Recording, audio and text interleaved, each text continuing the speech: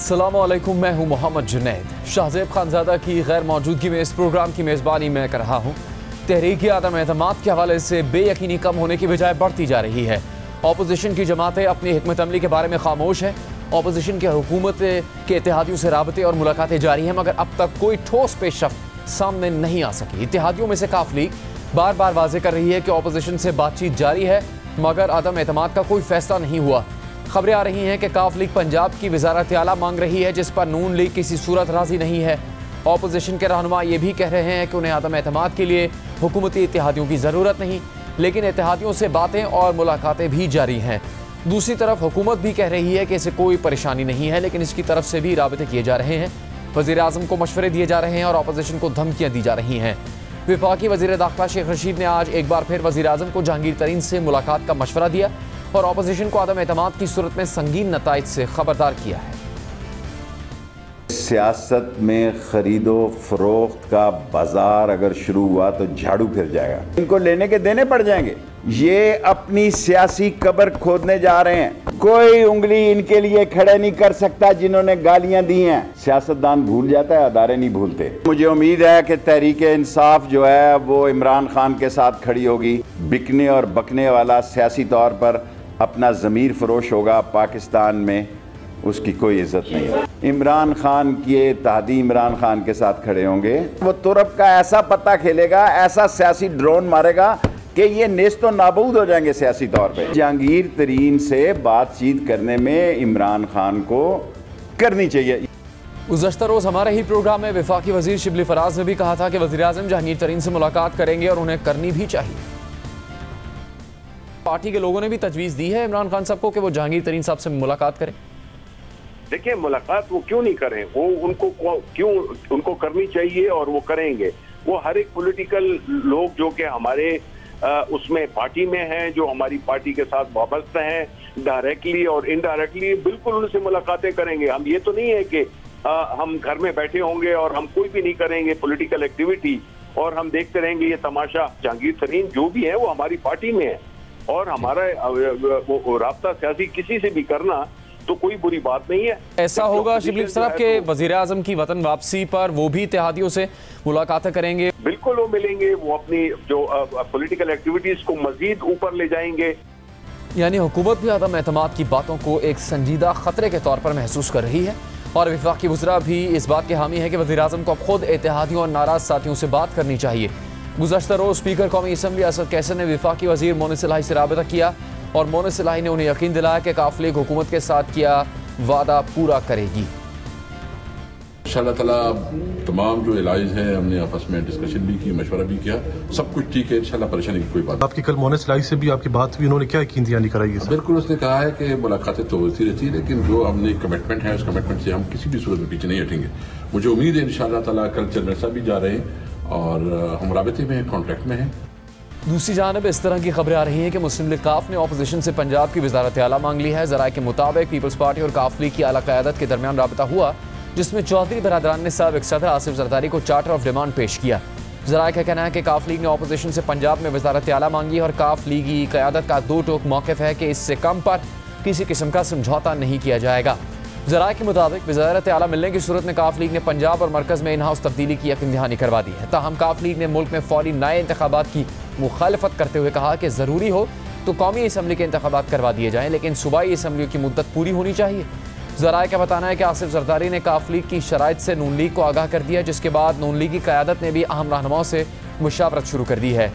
इसी बारे में आज प्रोग्राम नया पाकिस्तान में मुस्लिम लीग नून के सीनियर रहनुमा राना सनाउल्लाह से सवाल हुआ तो उन्होंने कहा कि मौजूदा हुकूमत से जान छुड़ाने के लिए परवेज़ इलाही को ये ओहदा दिया जा सकता है, लेकिन हतमी फैसला पार्टी क़यादत करेगी। ये कहा जा रहा है कि पीपल्स पार्टी ने भी आपको तजवीज़ दी है कि वजीर आला पंजाब जो है वो परवेज़ इलाही साहब को बना दें और काफ लीग के जराए भी अब ये कह रहे हैं कि उन्होंने ये जो डिमांड्स दिए हैं उसमें ये मुतालबा है, तो क्या ये मानने के लिए तैयार हो जाएंगे आप? देखिए, इस किस्म के जो मुतालबात हैं, जो अंडर डिस्कशन है, ये फैसला जो है वो तो PMLN की लीडरशिप ने करना है। आपका सियासी तज्जिया तजुर्बा क्या कहता है? पॉसिबिलिटी है कि परवेज इलाही साहब की 10 सीटें हो पंजाब असेंबली में और उनको आप वजीर आला की कुर्सी दे दें उनकी सपोर्ट हासिल करने के लिए? देखिए, ये अजाब जो मुल्क के ऊपर मुसल्लत है, इस अजाब से इस मुल्क की जान छुड़वाने के लिए तो मेरी नज़र में तो हर चीज़ पॉसिबल है। मुल्क और कौम की खातिर हमारा साथ देगा अदम एतमाद की तहरीक में। उसके साथ एक वादा ज़रूर है कि नेक्स्ट इलेक्शन में जो है वो PMLN उन्हें अकोमोडेट करेगी। लेकिन इन खबरों के तनाजुर में काफ लीग ने आज अपनी पोजीशन वाज़ेह की है। पार्टी के तर्जुमान ने एक बयान जारी किया है जिसमें कहा गया है कि अपोजिशन से पंजाब की वज़ारत आला के हसूल के लिए कोई बात नहीं की और मरकज़ में अदम एतमाद की हिमायत का कोई फैसला नहीं किया। तर्जुमान के मुताबिक पार्टी ने तमाम फैसलों का इख्तियार चौधरी परवेज़ इलाही को दे दिया है। ज़रा का भी कहना है कि पीपल्स पार्टी ने तहरीक अदम एतमाद कामयाब होने की सूरत में शहबाज शरीफ को वज़ारत उज़्मा की पेशकश की है। बिलावल भुट्टो जरदारी भी ये कह चुके हैं कि अगला वज़ीर आज़म नून लीग से होना चाहिए, लेकिन आज शहबाज शरीफ से जब इस हवाले से सवाल हुआ तो उन्होंने कहा कि ऐसी कोई बात नहीं है, अपनी फैसला नवाज शरीफ करेंगे। पहली मईशत जो है वो डूबी हुई है और आप एक साल के लिए आकर इस मईशत को कैसे जो है वो सहारा दे सकेंगे। दूसरी जानिब एतजाज हसन कहते हैं आपको किसने कहा कि मैं एक साल के लिए आऊँगा और मैं आऊँगा? ये तो अल्लाह ताला को नाम लिया जा रहा है कि आपको जो नाम ले रहे हैं न जाने कौन ले रहे हैं, जो भी ले रहे हैं मैं उनको शुक्रगुजार हूँ। ये सब खुदा के हाथ में है, अगर सब अल्लाह के हाथ दे दिया जाए तो आप किस तरह? वो मेरी पार्टी के लीडर नवाज शरीफ हैं, कायद हैं पार्टी, वो मशावरत करके फैसला करेगी, जो वो हुक्म देंगे वो मैं करूँगा। यानी ऑपोजिशन अभी खुद बहुत से अहम मामला पर वाज़े नहीं है, लेकिन फिर भी हुकूमत आने वाले दिनों में ख़तरा महसूस कर रही है। इसी पर हम बात करेंगे नवाज शरीफ और मरियम नवाज के तर्जुमान मुस्लिम लीग नून के रहनुमा मोहम्मद ज़ुबैर से। ज़ुबैर साहब, क्या ये बात सच है कि मुस्लिम लीग नून नहीं चाहती कि परवेज़ इलाही वज़ीर आला पंजाब बन जाए? मेरा ख्याल है ये तो जिस तरह आपने अभी राना सनाउल्लाह के हवाले से बयान भी सुनाया था कि ये तो हमारी तरजीह तो नहीं हो सकती कि जी परवेज़ इलाही साहब को वज़ीर आला बनाया जाए। इस पर बातचीत होने का मतलब ये नहीं है कि PMLN की लीडरशिप ने फ़ैसला कर लिया है और ये बहुत सी चीज़ें हैं जिस पर इत्तेफाक होना बाकी है। लेकिन ये ज़रूर है कि PMLN के हवाले से तो मैं ये कह सकता हूँ और ख़ुसूसी तौर पर और बिलअमूम तमाम अपोजिशन जमातें इत्तेहादी जमातों के पॉइंट ऑफ व्यू से भी कि इस चीज़ पर एक पॉइंट पर तो बिल्कुल क्लैरिटी है और वो है कि जी किसी न किसी तरह से इमरान खान को और उनकी हुकूमत को घर भेजते हैं क्योंकि वो मुल्क के मफाद में हैं। सो उस नुक्ते पर सब इत्तेफाक करते हैं। अब जाहिर सी बात है एक दफ़ा आपने वो जो सबसे ज़्यादा इम्पॉर्टेंट नुक्ता है उस पर अगर आपने एग्री कर लिया तो बाकी सब चीज़ें डिटेल्स हैं और उसमें जाहिर सी बात है ओपिनियन की बात होती है। इत्तेफाक करना इतना आसान नहीं होता, लेकिन कोशिश की जा रही है कि तमाम पार्टीज इत्तेहादी जमातों बाशमूल इस किस्म का फ़ैसला किया जाए जिससे सब मुत्तफ़िक हों और जो मुल्क के लिए बेहतर हो आइंदा आने वाले महीनों और सालों में। तो ज़ुबैर साहब, फिर अपोजिशन जमातें पूरे एतमाद किस वजह से हैं? वो जिन इत्तेहादियों से मिल रही हैं उन्होंने कोई हुकूमत की मुखालफत का खुल के ऐलान नहीं किया, आपका साथ देने का भी ऐलान नहीं किया, लेकिन यहाँ तक अपोजिशन के रहनुमा कह रहे हैं कि इत्तेहादियों की बग़ैर ही तहरीक अदम एतमाद कामयाब हो जाएगी। तो ये इतना एतमाद अपोजिशन जमातों को किस वजह से है, चाहे वो मुस्लिम लीग नून हो या पीपल्स पार्टी? एक तो बड़ा क्लियर है, देखें, एक तो 172 का जो नंबर है, मैजिक नंबर, वो ज़ाहिर सी बात है बड़ा इम्पॉर्टेंट है, लेकिन उससे भी ज़्यादा इम्पॉर्टेंट ये है हम 172 पर रुकना नहीं चाहते हैं। हम इत्तेहादी पार्टीज़ के साथ क्यों उनको ऑन बोर्ड करना चाहते हैं? क्योंकि ये ब्रॉड बेस्ड हो। अगर ये वोट ऑफ नो कॉन्फिडेंस आए इमरान खान के ख़िलाफ़ तो वो रिप्रेजेंट करे larger segment of the population को, larger segment of the political parties जो के हैं जिसमें PML इत्तेहादी पार्टीज़ भी हैं। तो ये एक ज़्यादा अच्छा मैसेज जाएगा, सिर्फ पाकिस्तान के पॉइंट व्यू से नहीं, पूरे इंटरनेशनल कम्युनिटी में ज़्यादा अच्छा जाएगा कि ये नहीं कि सिर्फ 172 कर लिया और आपने काम। ये मैं आपको बता दूं कि 172 जो हैं बग़ैर इत्तेहादी पार्टीज़ के अभी हैं, मौजूद हैं, जिसमें जाहिर सी बात है PTI के मेंबरान शामिल हैं और भरपूर अंदाज में शामिल हैं। तो बात ये नहीं है कि जी वोट ऑफ नो कॉन्फिडेंस को कामयाब बनाना है, बात ये है कि वो ब्रॉड बेस्ड करना है, उसमें ज़्यादा से ज़्यादा वोट्स डलें, उसमें ज़्यादा से ज़्यादा इत्तेहादी पार्टीज़ भी आएँ, जिसमें ये एक तो मैसेज होगा कि वो भी कितने तंग हैं इत्तेहादी पार्टीज़। और दूसरी बात जुनैद, आपने कहा कि अभी तक ऐलान नहीं किया, लेकिन अभी तक ये भी इत्तेहादी पार्टीज़ ने ऐलान नहीं किया कि जी वो हम इस में हमने फैसला कर लिया और हम साथ देने के लिए तैयार नहीं है वोट ऑफ नो कॉन्फिडेंस में। द फैक्ट कि वो आज भी बातें हो रही हैं कि जी जो भी किया जा रहा है मुख्तलिफ राय हैं और उस पर इत्तेफाक करने के हवाले से बहुत सी मीटिंग्स नज़र आ रही हैं, तो उसमें ये तो इसको पॉजिटिव ही देखना चाहिए कि जी हम उस तरफ जा रहे हैं, ऑपोजिशन जमातें इत्तेहादी पार्टीज जो PTI के हैं उस तरफ जा रहे हैं जहां एक कंसेंसस क्रिएट हो और फिर हम वोट ऑफ नो कॉन्फिडेंस की तरफ जाएं। अब जुबैर साहब, लेकिन ये बात तो बहुत वाज़ेह नहीं है कि जिन इत्तेहादियों की हिमायत आप चाह रहे हैं वो इत्तेहादी बगैर उनको किसी चीज़ की ज़मानत के बिना तो वो नहीं आपकी हिमायत के लिए राज़ी होंगे।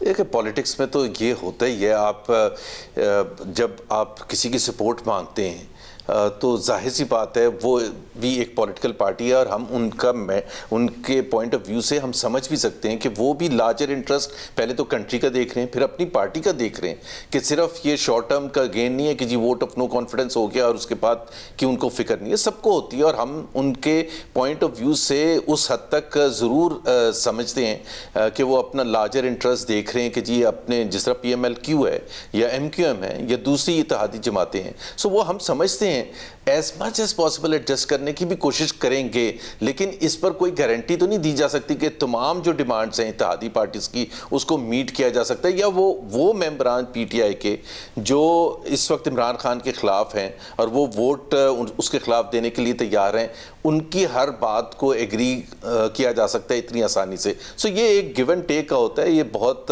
एक कठिन और मुश्किल मरहला होता है। पाकिस्तान की तारीख में वोट ऑफ नो कॉन्फिडेंस इतने ज़्यादा इसी वजह से नहीं आए कि इसकी कामयाबी के बाद जो सबसे ज़्यादा बड़ा इंपॉर्टेंट चैलेंज होता है कि post vote of no confidence क्या होगा, क्या पाकिस्तान के लिए वो एक अच्छा पैगाम होगा, पाकिस्तान की मईशत संभल सकेगी, और फिर वो बहुत सी दूसरी चीज़ें हैं, चाहे वो प्रोविंशियल असेंबलीज के हवाले से हैं, नेशनल असेंबली के हवाले से हैं, एंड वो तमाम डिटेल्स की बात है। जुबैर साहब, बहुत ही अहम तरीन मुलाकातें हो रही हैं। 14 बरस बाद शहबाज शरीफ साहब बाकायदा 1-on-1 मिले चौधरी बरादरान से, फिर आसिफ अली जरदारी साहब बहुत अहम मीटिंग्स कर रहे हैं, उनके घर मुलाकात हुई, वो दूसरों के घर जा रहे हैं, मौलाना फजलुर रहमान, शहबाज शरीफ, जरदारी साहब एक बैठक में शामिल थे। इन तमाम तरह मुलाकातों में और अपोजिशन के मुताबिक ये फैसला कुन मुलाकातें और मराहिल से अपोजिशन इस वक्त गुजर रही है कि अब तहरीक अदम एतमाद का फैसला होकर ही रहेगा।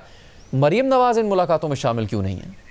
जो पहली मुलाकात के लिए आसिफ जरदारी साहब और बिलावल भुट्टो साहब आए थे वहाँ शहबाज शरीफ साहब के घर, तो उसमें मरीम नवाज़ बिल्कुल मौजूद थी और उसमें प्रेस से जब बातचीत शहबाज शरीफ ने की थी तो मरीम साहिबा ने भी बात की थी।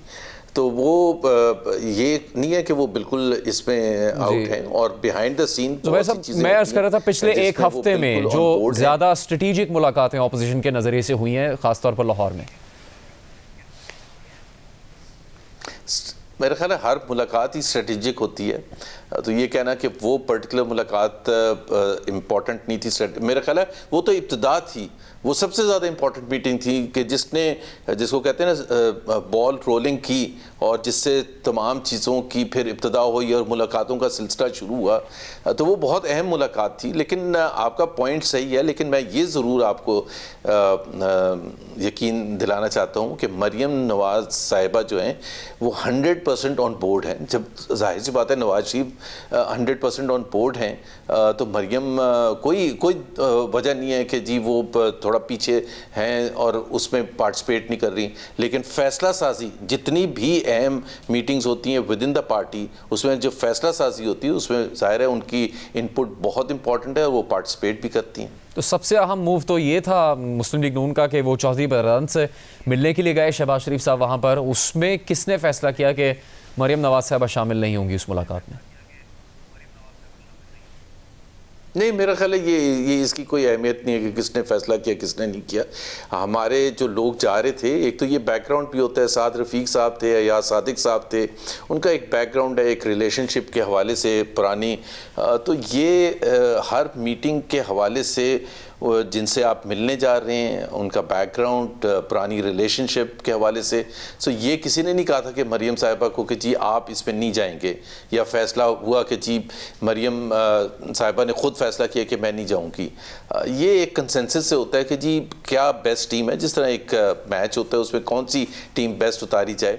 लेकिन मैंने कहा कि PMLN, अल्लाह का शुक्र है, इतनी बड़ी जमात है, उसमें इतने बड़े बड़े लीडर्स हैं कि आप देखते हैं कि बहुत सी मीटिंग्स में कुछ लोग मौजूद होते हैं और कुछ लोग मौजूद नहीं होते, लेकिन behind the scenes internal party meeting में और फैसला साजी में तमाम लोग मौजूद होते हैं और कंसेंसस से आगे चलते हैं। और सबसे ज़्यादा अहमियत की बात यह है कि मियां नवाज शरीफ इस सारे प्रोसेस को ओवरसी कर रहे हैं और उनका फैसला जो है वो सबसे ज़्यादा अहम होता है और इम्पॉर्टेंट होता है, और उसी से डायरेक्शन, उन्हीं की तरफ से डायरेक्शन मिलती है और फिर बात आगे बढ़ती है। बहुत शुक्रिया आपका मोहम्मद ज़ुबैर। बात कर रहे थे हमारे प्रोग्राम में पीपल्स पार्टी के रहनुमा चौधरी मंजूर से। हम बात करेंगे इस वक्त की ऑपोजिशन की कोशिशों और सियासी मुलाकातों के हवाले से। चौधरी मंजूर साहब, ये बात सही है कि पीपल्स पार्टी जमीयत उलमा इस्लाम और फिर आज जमात इस्लामी से भी मुलाकात अब हो चुकी है। आसिफ अली जरदारी साहब की वो मंसूरा गए थे सिराजुल हक से मिलने के लिए कि पीपल्स पार्टी चाहती है कि तहरीक एतमाद लाई जाए और उसके बाद जो बाकी मांदा मुद्दत है पार्लिमानी उसके लिए दूसरे वज़ीर आज़म और सेटअप हो,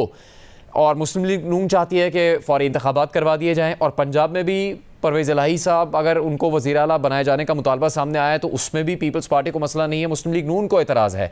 बड़े इख्तलाफात और एतराज़ात इस वक्त क्या हैं ऑपोजिशन के इस सारे अमल में? नहीं, मेरे ख्याल में काफी होमवर्क मुकम्मल हो चुका है। आसिफ जरदारी साहब के जिम्मे जो टास्क था वो उन्होंने मुकम्मल कर लिया है, वो मुकम्मल करके वापस कराची चले गए। अब मेरा ख्याल है अब नून लीग खासकर और PDM ने फैसला करना है। कुछ चीजें हैं जो वो फैसला करेंगी और मेरा ख्याल है हो चुके हैं फैसले। अब सिर्फ इंतजार करने की जरूरत है कि कुछ टाइम कौन सा हो। जैसे बिलावल भुट्टो साहब ने उस दिन कहा कि हमारी ख्वाहिश है कि हमारा लॉन्ग मार्च होने दें, लॉन्ग मार्च के इख्तिताम पे हम फाइल करें, या अभी ये भी फैसला नहीं हुआ, या ये क़यादत को पता है कि क्या किधर क्या करना है। जैसे पंजाब में तो बहुत आसान है, अगर परवेज़ इलाही साहब अपनी वजारतें वापस ले लें और सिर्फ चीफ मिनिस्टर को कह दें कि आप एतमाद का वोट लें, तो वो नहीं ले पाएंगे।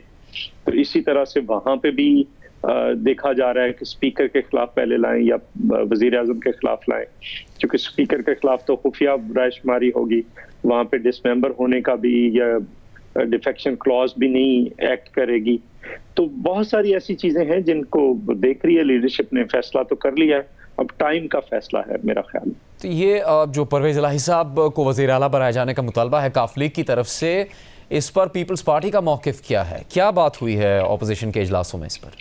मेरा ख्याल है पीपल्स पार्टी जो है वो बड़ी कुर्बानियां देने के लिए तैयार बैठी है। हमेशा तारीख में रहा है पाकिस्तान पीपल्स पार्टी ने हमेशा बहुत सारी चीजें ऐसी की हैं जो शायद उनके उस तरह से बज़ाहिर उनकी फेवर में नहीं जाती, but in the long run इस मुल्क के लोगों के हक में जरूर जाती हैं। जैसे बेरोजगारी, महंगाई और इस वक्त का तूफान है, खारजा पॉलिसी के अंदर जो गलतियां हो रही हैं, जिस तरह से दहशतगर्दी की जंग फिर शुरू हो चुकी है, तो ये सारी चीजें हैं जिनसे बचाना है इस मुल्क को। तो इसलिए पीपल्स पार्टी ने तो पहले भी इनको टाइम दिया था।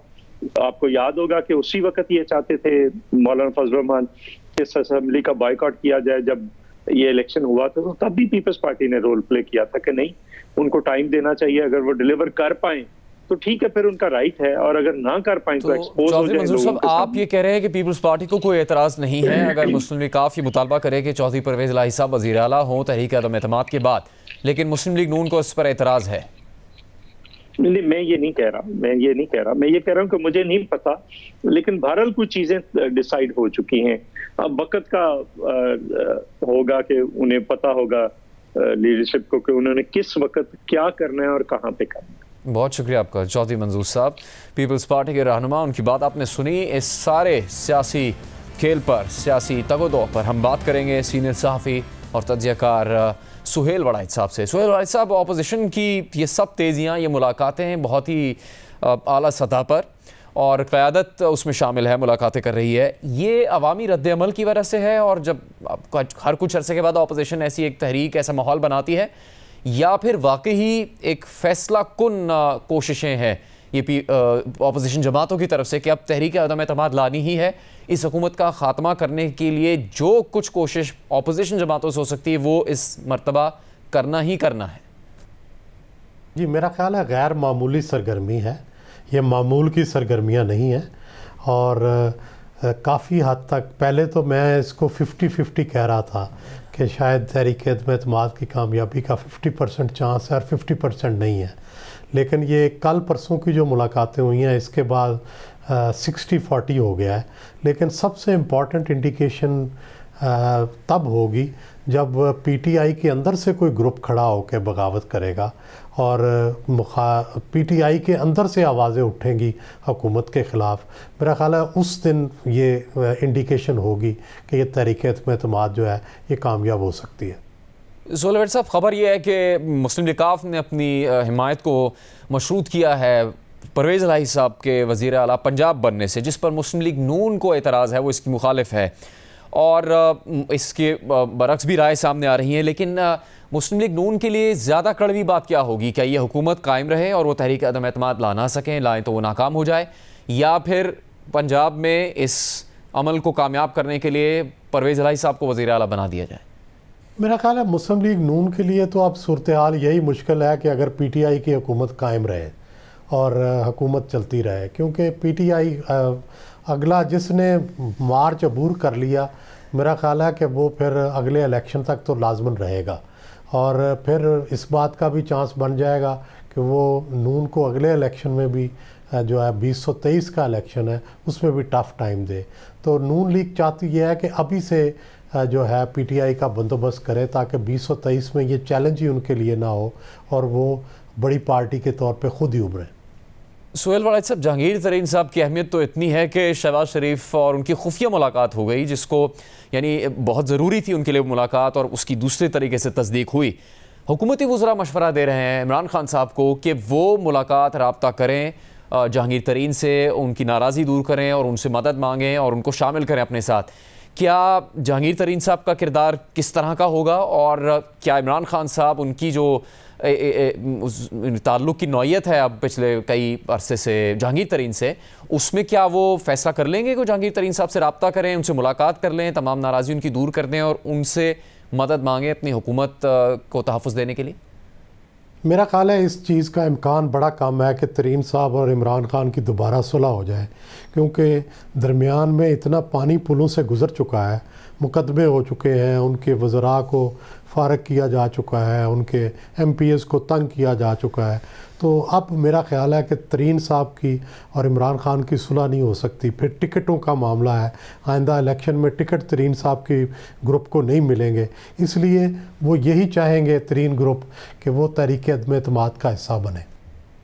अपोजिशन जमातों का कहना है कि उनके नंबर्स पूरे हैं। खुर्शीद शाह साहब हो, शाहिद खाकान साहब हो, कहते हैं कि तहरीक अदम एतमाद कामयाब होगी, इत्तेहादी ना भी शामिल हुए तो भी वो इसमें कामयाबी हासिल कर लेंगे। सोहेल वालिद साहब, इस हद तक आगे आ जाने के बाद अपोजिशन की जो कोशिश अब तक है, आपको लगता है कि वो सही तरीके से वो सब अमल कर रहे हैं, या उनको अंदाज़ा है कि फिर इसमें अगर नाकामी होगी तो फिर उनकी सियासी साख पे बहुत ज़्यादा असर आएगा और जो इस वक्त हुकूमत के पास इख्तियार और ताकत मौजूद है उससे भी ज़्यादा हुकूमत मजबूत हो जाएगी अपोजिशन के नाकाम होने की सूरत में? मेरा ख्याल है ये तो डेफिनेटली उन्होंने सोचा होगा कि अगर नाकाम हो गए तो इसका क्या होगा। तो मेरा ख्याल है तो इसमें तो वो बड़े क्लियर है कि अगर नाकाम भी हुए तो कम से कम हमने एफ़र्ट की है। दूसरी तरफ ये है कि बुनियादी बात यह है कि जितने अरकान की ये कह रहे हैं कि हमें तादाद की हमायत हासिल है, उतनी नज़र नहीं आ रही। उतनी तब नज़र आएगी जब पीटीआई के अंदर से कोई ग्रुप नज़र आएगा, पीटीआई अंदर से कोई बगावत होगी, पीटीआई अंदर के लोग जो हैं वो इमरान खान के ख़िलाफ़ और अपनी हुकूमत के ख़िलाफ़ कोई बयान देंगे, तभी एक माहौल बनेगा नफसियाती भी और सियासी भी। बहुत बहुत शुक्रिया आपका सोहेल वालिद साहब। आलमी मंजरनामे पर यूक्रेन और रूस के दरमियान जारियत जारी है, लेकिन एक ख़बर यह है कि चीनी सदर की रूसी सदर से बातचीत हुई है और उसमें ये इशारा मिला है कि रूसी सदर यूक्रेन से आला सतह पर बातचीत करना चाहते हैं। क्या इसका नतीजा निकल सकता है? नहीं, बात करेंगे इसी पर एक ब्रेक के बाद। रूस ने यूक्रेन को मफलूज करके रख दिया है। शुमाल, मशरिक और जुनूब से रूसी फौजें यूक्रेनी दारुल हुकूमत की तरफ बढ़ चुकी हैं और कीव पर फिजाई हमले भी शुरू हो चुके हैं। रूसी टैंक्स को दारुल हुकूमत की तरफ जाने वाले रास्तों से गुजरते देखा गया है, जबकि आज पूरे शहर में गोलियों और धमाकों की आवाज़ें सुनाई दी गई। इस वक्त दुनिया सिर्फ पाबंदियों के ऐलान तक महदूद हो गई है और यूक्रेन इस जंग में तनहा नजर आ रहा है। अमरीकी इंटेलिजेंस ने यह अंदाज़ा जारी किया है कि यूक्रेनी दारुल हुकूमत कीव दिनों के अंदर रूस के कंट्रोल में जा सकता है, जबकि यूक्रेनी फोर्सेस ने रूसी फौज का दाखिला रोकने के लिए शहर को जोड़ने वाले पुल को तबाह कर दिया है। रूसी वजारत दिफा ने दावा किया है कि हमने यूक्रेनी दारुल हुकूमत से सिर्फ 4 मील दूर एक एयरफील्ड का कंट्रोल हासिल कर लिया है और वहाँ फौजी उतारे गए हैं। साथ ही रूसी वजारत ने दावा किया है कि रूसी हमले ने यूक्रेन का मगरब से ताल्लुक मुनक़ता कर दिया है। रूसी वजारत खारजा ने बयान जारी किया है कि रूस सिर्फ इस शर्त पर बातचीत के लिए तैयार है जब यूक्रेनी फोर्सेज उनकी बात मानकर हथियार डाल देंगी। रूसी वजारत खारजा के मुताबिक हमारा मकसद यूक्रेन पर कब्जा करना नहीं बल्कि इसे फौजियों और नाजियों से पाक करना है। दूसरी तरफ रूस के यूक्रेन पर हमले से मगरबी ममालिक समेत खुद रूस में भी मुजाहरे हुए, मगर रूस में मुजाहरीन के खिलाफ क्रैकडाउन हुआ और बड़ी तादाद में मुजाहरीन की गिरफ्तारी भी अमल में लाई गई। अक़वाम मुत्तहिदा के मुताबिक रूस में जंग मुखालिफ मुजाहरों में तकरीबन 1800 अफराद को गिरफ्तार किया गया है और अक़वाम मुत्तहिदा इनकी रिहाई का मुतालबा करती है। आदाद व शुमार के मुताबिक रूस के 60 शहरों में जंग मुखालिफ मुजाहरीन में तकरीबन 1831 लोगों को रूसी फोर्सेस की तरफ से तहवील में ले लिया गया है, जबकि जर्मनी में भी रूस के हमले के खिलाफ आज मुजाहरे हुए और जर्मनी की वज़ीर ख़ारजा ने वाज़ेह किया है कि यूरोपियन यूनियन अब बराह रास्त सदर पुतिन और रूसी वज़ीर ख़ारजा पर पाबंदी लगा सकते हैं, मगर दूसरी तरफ रूस रुकने का नाम नहीं ले रहा और यूक्रेन को लगता है कि मगरबी ममालिक इस हमले के खिलाफ ज़रूरी इक़दाम नहीं कर रहे। यूक्रेनी सदर ने मगरबी ममालिक को खौफ का शिकार करार दिया है। सच कहूं तो मुझे नजर नहीं आ रहा कि कोई भी हमारे साथ है। कौन यूक्रेन को नेटो में शमूलियत की गारंटी देगा? हर कोई खौफजदा है और हिचकिचा रहा है। मैंने 27 यूरोपीय ममालिक के लीडरान से पूछा कि क्या यूक्रेन नेटो का हिस्सा बन सकता है। मैंने बहुत साफ अंदाज में पूछा। हर कोई खौफजदा था। उनमें से किसी ने भी मुझे जवाब नहीं दिया। हम किसी से भी खौफजदा नहीं हैं। हम रूस से खौफजदा नहीं हैं। हमें रूस से बात करने का भी खौफ नहीं है। हम किसी भी चीज़ के बारे में बात करने के लिए तैयार हैं, अपनी कौमी सलामती और गैर जानिबदारी के बारे में। हम फिलवक्त नेटो का हिस्सा नहीं हैं, लेकिन इस सूरत हाल में हमारे पास क्या गारंटीज़ होंगी? यानी यूक्रेन को लगता है कि मगरबी ममालिक इस जंग को रोकने के लिए खातिर इक़दाम नहीं कर रहे, जबकि कल ही अमेरिका ने रूस पर नई पाबंदियों का ऐलान किया। सदर बाइडन ने मीडिया पर ब्रीफिंग के दौरान मौक़िफ़ इख्तियार किया कि रूसी बैंकें $250 मिलियन के असास से मुंजमद किए जाएंगे। मॉस्को की आलमी मार्केट तक रसाई की सलाहियत को हदफ बनाया जाएगा और रूस की टेक्नोलॉजिकल दरामदात पर भी पाबंदी होगी। पुतिन ने जंग का इंतखाब किया, अब इन्हें नताइज भुगतने होंगे, मगर अमरीका और मगरबी ममालिक सिर्फ ऐलानात तक महदूद हैं और रूस इन पाबंदियों को खातिर में नहीं ला रहा। मगरब पर जवाबी पाबंदियों का दावा कर रहा है। यूक्रेन इस वक्त तबाही के मनाजिर पेश कर रहा है। आज एक ऑडियो भी मंजर आम पर आई जिसमें यह सुना जा सकता है कि रूसी जंगी बहरी जहाज़ एक जजीरे में तैनात यूक्रेनी फ़ौज को सरेंडर का कहते हैं, लेकिन यूक्रेनी फ़ौजी इनकार कर देते हैं, जिसके बाद उनका राबता मुनक़ता हो जाता है और रिपोर्ट्स यही आई हैं कि यूक्रेनी फ़ौजियों को सरेंडर न करने पर मार दिया गया था। इस जंगी सूरत हाल के पेश नज़र यूक्रेनी सदर ने रूसी सदर पुतिन को मुखातिब करके कहा है कि आइन मुज़ाकरात की टेबल पर बैठें ताकि लोगों को मरने से बचा सके। साथ ही आज चीनी सदर ने पुतिन से फ़ोन पर बातचीत के दौरान मुज़ाकरात करने पर जोर दिया और फिर रूस की तरफ से बयान भी सामने आया कि वो यूक्रेन से बातचीत के लिए बेलारूस के दारुल हुकूमत मिन्स्क में अपना वफ्द भेजने के लिए तैयार है। यूक्रेन गैर जानिबदारी पर राज़ी हो तो मुज़ाकरात किए जा सकते हैं, मगर अब तक बराह रास्त बातचीत नहीं हो सकी है। रूसी फ़ौज ने मुख्तलिफ मकामात से यूक्रेन को घेर लिया है और इस पूरी कशीदगी में हज़ारों पाकिस्तानी तलबा भी यूक्रेन में फंसे हुए हैं, जिनकी तफसीलात से मुतालिक आज वज़ीर ख़ारजा शाह महमूद कुरैशी ने आगाह किया और ये भी बताया कि रूस के दौरे से पहले पाकिस्तान की अमेरिका से बातचीत हुई थी। तकरीबन 3000 के लगभग हमारे स्टूडेंट्स हैं, उनको महफूज जगहों पे मुंतकिल करना और उनका बाहिफाजत अपने घरों को लौटाना जो हमारी जिम्मेदारियों में शामिल होता है, तो उस पर भी हमें तवज्जो देनी है। हमारी एम्बेसी है, उसकी लोकेशन थी जो दारुल खिलाफा है, वो कीव है, लेकिन हमने उसको शिफ्ट किया है और हम उसको लेके गए हैं टर्नोपिल एक जगह है, और ये जगह है जो पोलिश बॉर्डर के करीब है। हम उसको वहाँ इसलिए ले गए हैं कि हमें हमें अपने इन बच्चों के इनखला के लिए आसानी हो। हमने इस सारे दौरे का जो पस मंजर है और जो हमारा नुक्ता नजर है और जो हमारा ऑब्जेक्टिव है, उसको हमने जाने से पहले ही अमेरिका को कन्वे कर दिया था और हम अपना, मैंने कहा ना, जूं के तू रहे। यूक्रेन के हालात से मुताल्लिक़ की बात करेंगे TRT से वाबस्ता सहाफ़ी अली मुस्तफ़ा से, जो इस वक्त यूक्रेन में मौजूद हैं। अली मुस्तफ़ा, ज़मीनी हालात इस वक्त क्या हैं आपके सामने वहाँ पर? लग यही रहा है कि चंद ही दिनों में जो रूसी फ़ौज है वो शायद कीव में कब्ज़ा कर ले, और अगर कीव पे कब्ज़ा हो गया तो फिर यूक्रेनियन हुकूमत का बचना या सर्वाइव करना बहुत ही मुश्किल होगा। हम इस जगह पे हैं, यहाँ पे ईस्टर्न यूक्रेन में ज़ापोरिज़िया करके जगह का नाम है। हम 3.5 घंटे दूर हैं मारियोपोल से, और इसके इर्द गिर्द हमले जारी हैं। यहाँ शहर के अंदर फ़िलहाल हमला नहीं हुआ, मगर इसका एयरपोर्ट ज़रूर अटैक हुआ है। कोई फ़्लाइट्स नहीं चल रही यहाँ पे। और जगहों के ऊपर जो सदर ज़ेलेंस्की हैं यूक्रेन के, उन्होंने कहा है कि लोगों का 18 से 60 साल की उम्र के जो मर्द हैं, अगर वो लड़ सकते हैं तो उनको लड़ना पड़ेगा। कंस्क्रिप्शन हो गई है यहाँ पे, मैस मोबिलाइजेशन हो गई है। इसका ये मतलब है कि सिविलियन इंफ्रास्ट्रक्चर, होटल हों, स्कूल्स हों या कुछ और ऐसी जगहें हों, वो मिलिट्री यूज़ कर सकती है। तो एक बहुत ही डेस्परेट पुश है यूक्रेनियन हुकूमत की तरफ से रूसी ये जो हमला है इससे काउंटर करने के लिए। इसके साथ साथ 18,000 ऑटोमेटिक वेपन्स भी यूक्रेनियन हुकूमत ने सिविलियंस को दिए हैं रूसियों को रोकने के लिए। उसके साथ साथ वो लोगों से ये भी कह रहे हैं कि अपने घरों में आपके पास शीशे की बोतलें हैं, उनमें पेट्रोल भरें, उस पर कपड़ा डालें, एक मोलोटोव कॉकटेल बनाएं, और रूसी अगर आए उनके ऊपर उसको आग लगा के फेंकें। तो हर मेजर ये लेने की कोशिश कर रहे हैं, मगर दूसरी तरफ से रशियन अफवाज जो है, यानी उसमें इतनी कुव्वत है कि शायद ये चीज़ें ना रोक सकें।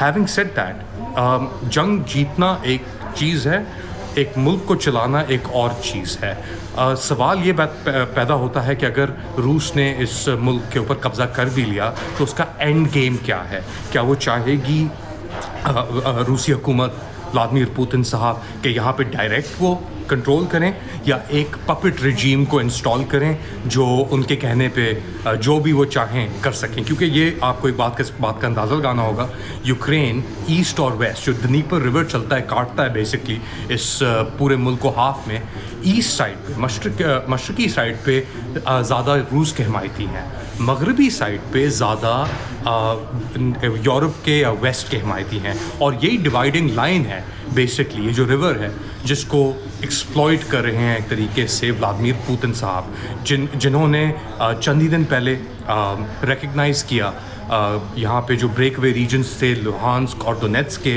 वो उनको as a independent state, thereby undermining Ukrainian sovereignty. और अब ये सूरत हाल है कि उसके बाद जंग शुरू हुई, और कहाँ ये रुकेगी, कब ये रुकेगी, क्या लड़ाई ख़त्म हो जाएगी अगर रूस ने कीव पे कब्ज़ा कर लिया? ये बहुत अहम सवाल है। बहुत शुक्रिया आपका अली मुस्तफ़ा। जंग अजीम 2 के बाद यूक्रेन पर हमले को एक तारीकी के वक्त के तौर पर देखा जा रहा है। क्या मामलात इससे भी ज़्यादा संगीन हो सकते हैं? इसी पर बात करेंगे एक ब्रेक के बाद।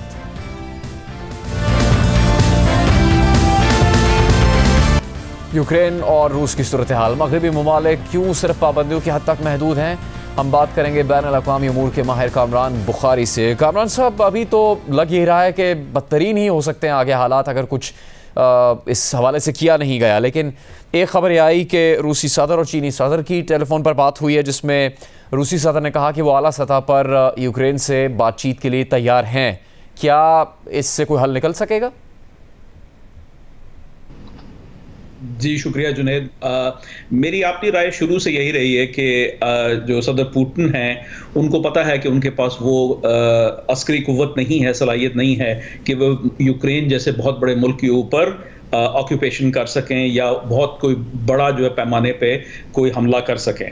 तो ये तो वो शुरू से लेवरेज लेने की कोशिश कर रहे हैं। तो मुझे हैरत नहीं हुई ये बात सुन के कि वो चीनी जो हुकूमत के जो तर्जुमान हैं उन्होंने ये बात बताई है कि भाई उनकी सदर शी से बातचीत हुई है और वो बातचीत पे आमादा हैं। ये खबर बाय द वे अब रूसी खबर रसा जो एजेंसीज हैं हुकूमती, उनकी तरफ से भी आ रही है। बल्कि अभी थोड़ी देर पहले जो है खबर आई थी कि सदर पुतिन जो कह रहे हैं कि भाई ज़ेलेंस्की को हटा दो, यानी एक फौजी कू हो जाए, यानी जो सोल्जर्स हैं, जर्नैल हैं, वो सदर ज़ेलेंस्की को हटा दें तो बातचीत में जो है पेशरफ्त हो सकती है।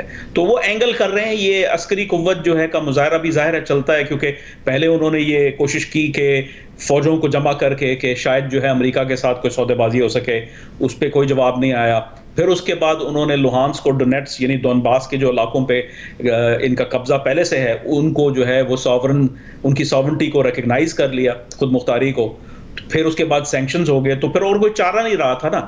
चाहते तो नहीं है, कोई भी हुकूमत ये नहीं चाहती कि वो जो है जंगी मैदान में उतर जाए, क्योंकि उसमें नुकसान और लेने के देने भी बहुत पड़ सकते हैं। कामरान बुखारी साहब, ये बात कि नेटो ने, अमेरिका ने अपने इक़दामात से और फिर ख़ित्ते में फ़ौजी मशकों से ऐसे हालात पैदा कर दिए थे कि रूसी सदर के पास कोई ऑप्शन नहीं था कि वो जारियत का फ़ैसला करते और यूक्रेन पर फ़ौजी पेशकदमी करते, इस पर आपकी राय क्या है? और जो इस वक्त यूक्रेन के सदर गिला करते नज़र आ रहे हैं, वो उनका कहना यह है कि नेटो और यूरोपीय यूनियन ने उस तरह से उनका साथ नहीं दिया है इन हालात के पैदा होने के बाद।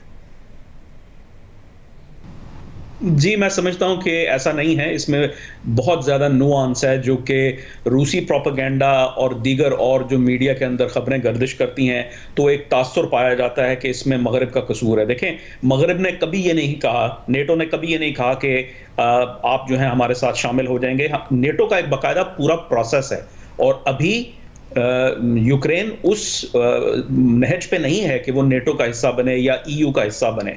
अभी तो वहाँ पे सिर्फ एक हुकूमत ऐसी आई है जो जमहूरियत पसंद है, लेकिन जमहूरियत ने इस्तेहकाम नहीं जो है हासिल किया। वहाँ पे करप्शन बहुत ज़्यादा है। यही तो बात सदर डोनाल्ड ट्रंप कर रहे थे कि भाई हम यूक्रेन को जो है जो करप्शन वहाँ पे है उसको सॉल्व किए बगैर कैसे ये हो सकता है। तो ये चीज़ें जो हैं ज़ाहिर है रूस का प्रोपेगेंडा है, लेकिन मसला नेटो का नहीं है।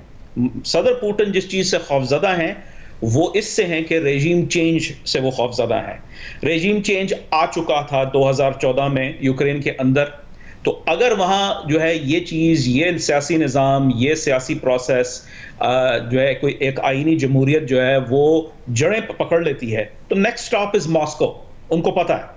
तो वो अपने जो है जो आमराना रियासत है उनकी और जो उनकी अपनी कुर्सी है जो 22 साल से पे जिस पे वो बैठे में हैं, उनको वो डगमगाती नजर आई है। तो जाहिर है फिर उनके पास उस लिहाज से कोई चारा नहीं था। लेकिन ये कहना कि कोई नेटो आ रहा था या फैल रहा था, नेटो तो अभी पूरी तरीके से ब्लैक सी के मगरब में भी पूरी तरीके से मुंजमद नहीं हुआ। हंगरी जो है वो रूस का एलाय है, इसी तरीके से बेलारूस अभी तक रूस का एलाय है, और जो दीगर स्टेट्स हैं रोमेनिया और मोल्डोवा जो है वो बैलेंस करने की कोशिश करते हैं। यहां तक कि यूक्रेन की रियासत भी बैलेंस करने की कोशिश कर रही थी, गो कि झुकाव उनका मगरिब की जानिब। लेकिन कामरान बुखारी साहब, फिर यूक्रेन के सदर शिकवा क्यों करते नजर आते हैं यूरोपीय यूनियन से, नेटो से? देखें, यूक्रेन के सदर जाहिर है इशू ये है कि वो इस वक्त गोलियों का निशाना जो है उनकी हुकूमत है, ठीक है, उनकी खुद की जान खतरे में है। और जाहिर है वो ये कहेंगे कि भाई आप जो है हमारी मजीद मुआवनत करें, आप जो है अगर हम चाहते हैं कि हम हिस्सा लें, मगरब का हिस्सा बने, तो आपको ये करना पड़ेगा। उनकी एक्सपेक्टेशंस में एक कुदरती जो है तफरीक है, फ़र्क है जो अपना EU के ममालिक की है। और ये भी याद रहे कि अपना नेटो के अंदर इसके ऊपर इख्तलाफ है। ऐसा नहीं है कि नेटो जो है वो कि तमाम ममालिक इस चीज़ के ऊपर आमादा हैं, उनको भी पता है। जर्मनी का एक तजारती और जो है एनर्जी का रिलेशनशिप है रूस के साथ, वो उसको पूरी तरीके से तो नहीं जो है वो फारिग कर सकता। गो के जो है इतनी डिपेंडेंसी शायद गुंजाइश है, इतनी डिपेंडेंसी नहीं है कि बिल्कुल रूस की हर बात मान ली जाए। लेकिन कहने का मकसद ये है कि जहां तक सदर ज़ेलेंस्की का ताल्लुक है, उनकी जो पोजीशन है उसमें वो यही बयान देंगे। ऐसा नहीं है कि जो है कि वो देखें, कुछ चीज़ें इंफॉर्मेशन ऑपरेशंस होती हैं, उनको अपनी आवाम के सामने भी रहना है। एक ऐसे वक्त में जबकि सदर पुतिन उनके जर्नैलों को और अफसरों को कह रहे हैं कि इनको हुकूमत से हटा दिया जाए, एक ऐसे वक्त में कि जिस वक्त आवाम ये देख रही है कि क्या ये जो लीडर है हमारा, ये हमारी हिफाजत कर पाएगा या नहीं कर पाएगा, तो उनको हर किस्म का बयान इस वक्त दरकार है जो उनकी पोजीशन को मुस्तहकम कर सके। बहुत बहुत शुक्रिया आपका कामरान बुखारी साहब। इसी के साथ ही प्रोग्राम का वक्त भी खत्म होता है।